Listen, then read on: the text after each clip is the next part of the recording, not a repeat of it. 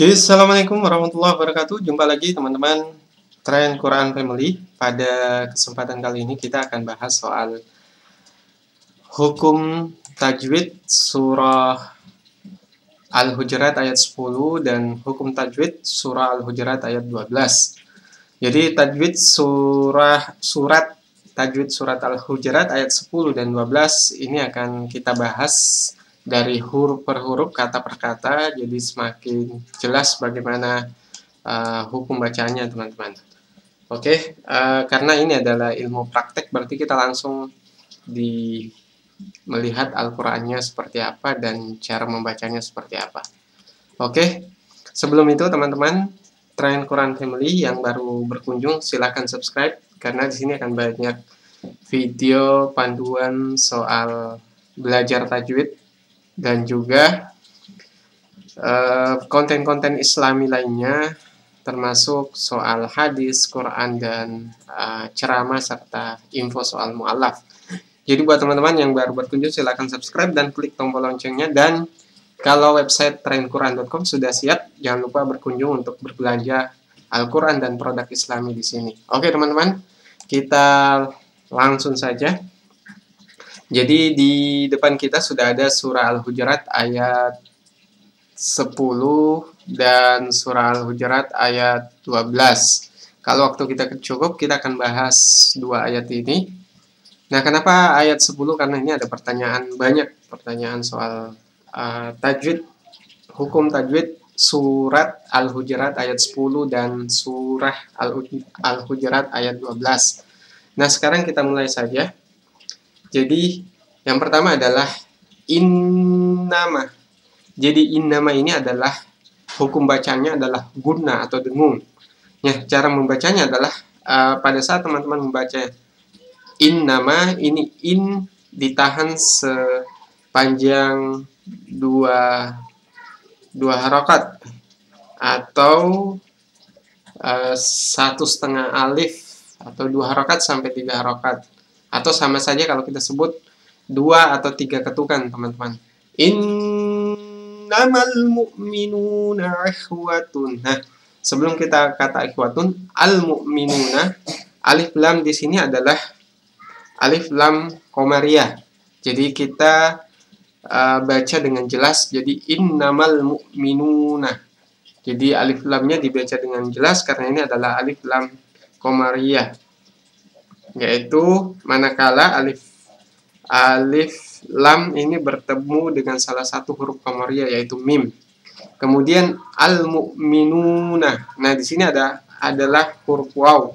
Waw ini adalah mad tabi, teman-teman. Mad tabi berarti kita baca sepanjang 2 harokat atau 2 ketukan, atau sama saja kalau kita menyebut 1 alif. Kemudian ikhwatun. Teman-teman menyebut kha dengan ha itu beda kan? Ikhwatum fa aslihu. Jadi kalau domatain ketemu dengan huruf fa, maka itu kita sebut dengan ikhfa hakiki. Ikhfa hakiki adalah cara membacanya dengan disamarkan dan didengungkan serta ditahan selama 2 atau 3 harokat, teman-teman.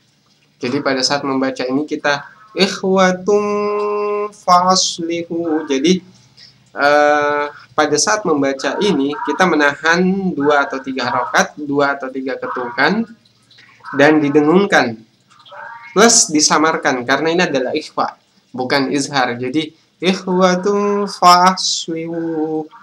Nah, kemudian di sini ada waw. Waw di sini adalah matobi sama dengan kata al-mu'minun. Jadi kita baca 2 harokat atau 2 ketukan. Kemudian selanjutnya baina.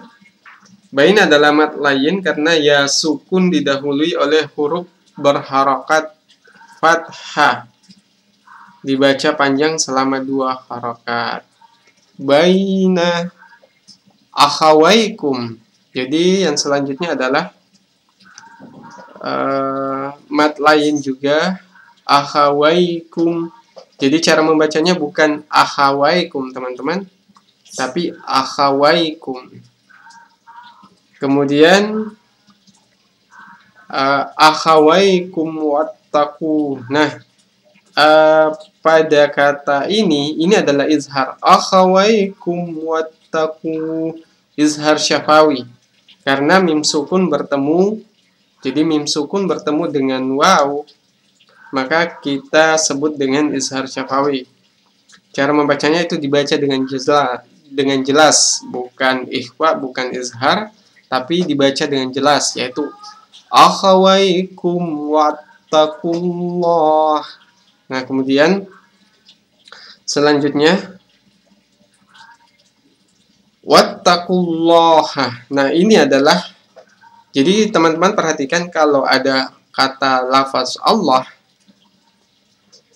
kemudian sebelumnya adalah berharakat fathah atau dhammah, pokoknya barisnya di atas, maka kata Allah ini dibaca, hukum bacaan tajwidnya untuk surah Al-Hujurat ayat 10 ini adalah dibaca tebal.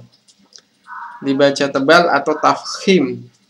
Karena lafaz Allah didahului dengan harakat dhammah. Jadi dhammah, fathah, sebelum lafaz Allah maka itu dibaca tebal. Jadi wattaqullaha ini sudah kita bahas di video sebelumnya, silakan di-share teman-teman.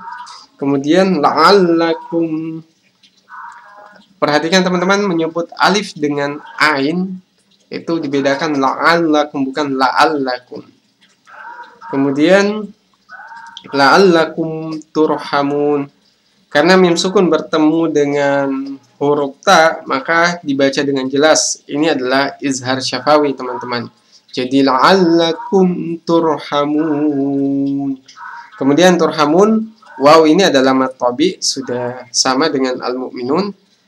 Tapi karena dia ada di akhir ayat, maka ini masuk bacaan mad arid lid sukun, karena huruf mad yaitu waw sukun yang didahului dengan huruf berharokat dhamma berada di akhir kalimat, maka ini otomatis menjadi sukun. Maka ini adalah mad arid lid sukun, dibaca panjang 2-6 harokat, teman-teman. Turhamun. Kemudian terakhir ada tanda ain. Ini juga sudah kita bahas di channel ini. Ain artinya ini adalah makro atau pembatas antara satu tema dalam satu ayat Al-Quran dengan ayat lainnya. Jadi hukum bacaannya ain ini adalah ini berarti pada ayat 10 ini adalah akhir dari tema di ayat-ayat sebelumnya, sehingga ketika masuk ayat 11 itu sudah berbeda tema pembicaraannya, teman-teman. Nah, adapun hukum tajwid surah Al-Hujurat ayat 12, karena waktunya kepanjangan, teman-teman, kita cukupkan dulu sampai di sini, sampai ketemu di video selanjutnya.